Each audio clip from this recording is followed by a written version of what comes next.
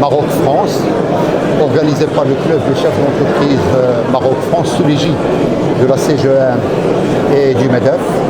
Ce forum, sa tenue a été décidé dans le prolongement de la visite d'État qu'a effectué le président Macron à l'invitation de Sa Majesté le roi Mohamed VI, que Dieu l'assiste, en octobre 2024, et suite au forum de Rabat.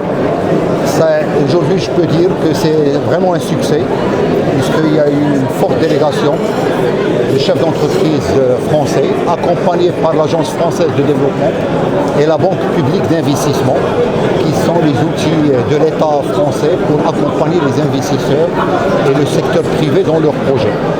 Donc ces chefs d'entreprise ont rencontré leurs homologues marocains qui sont venus très nombreux de différents secteurs d'activité.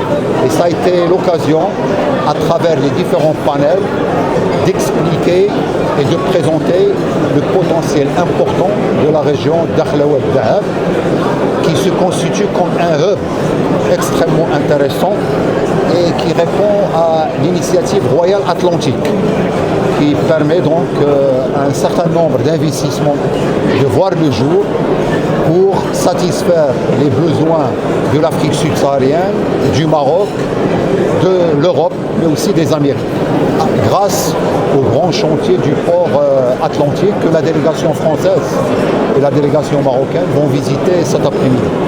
Et les thématiques qui ont été développées concernent les énergies renouvelables, les infrastructures, l'agriculture et l'industrie de transformation alimentaire, la pêche côtière, les activités touristiques et les activités de logistique. Je crois que l'engagement fort, notamment de l'Agence française de développement et de la Banque publique d'investissement, qui ont déclaré leur intention, et ce n'est pas une intention parce qu'en réalité, ça fait déjà quelques mois qu'ils accompagnent de manière efficace le financement d'investissements dans nos provinces du Sud. Donc je considère que vraiment ce forum est un premier pas vers la concrétisation d'investissements très très intéressants dans le sillage du port d'Akhla Atlantique. Merci. Je suis Ross Makines, président du conseil d'administration de Safran et homologue de Mohamed El Kettani dans la coprésidence du club des entreprises françaises et marocaines. Dans la continuité de ce qu'a dit le président Kettani, je placerai mes remarques dans un contexte historique avec une certaine perspective industrielle, bien que vous verrez, ça s'applique parfaitement à d'autres secteurs. Il y a un demi-siècle, quand on pensait France-Maroc, on pensait en tant que Français, je vais vendre au Maroc. Désormais, il s'agit d'une boucle vraiment complète. D'abord, nous pouvons désormais concevoir avec le Maroc, puisque la qualité de vos ingénieurs, de vos chercheurs et de manière générale du produit de votre système d'enseignement universitaire est remarquable. Donc nous pouvons désormais concevoir au Maroc avec le Maroc. Ensuite, évidemment, il faut investir pour pouvoir fabriquer au Maroc, créant des emplois de qualité et participant à l'effort du royaume d'industrialisation en fournissant à votre jeunesse les emplois de qualité qu'elle mérite à très juste titre.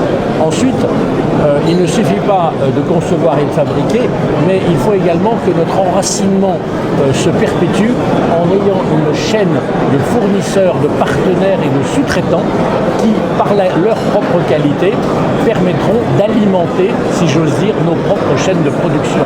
Et enfin, dans certains cas, mais de très nombreux cas, nous pourrons exporter à partir du Maroc. Alors si vous déclinez concevoir, investir, fabriquer, sous-traiter, s'approvisionner et exporter, vous verrez à quel point notre partenariat, c'est vrai dans l'industrie, mais c'est vrai dans la pharmacie, c'est vrai dans l'agriculture, s'inscrira dans une perspective qui est harmonieuse avec celle qu'ont fixée vos autorités. Et je conclurai en disant que notre joie d'être ici, je crois, se lit sur nos visages. Merci, chers amis.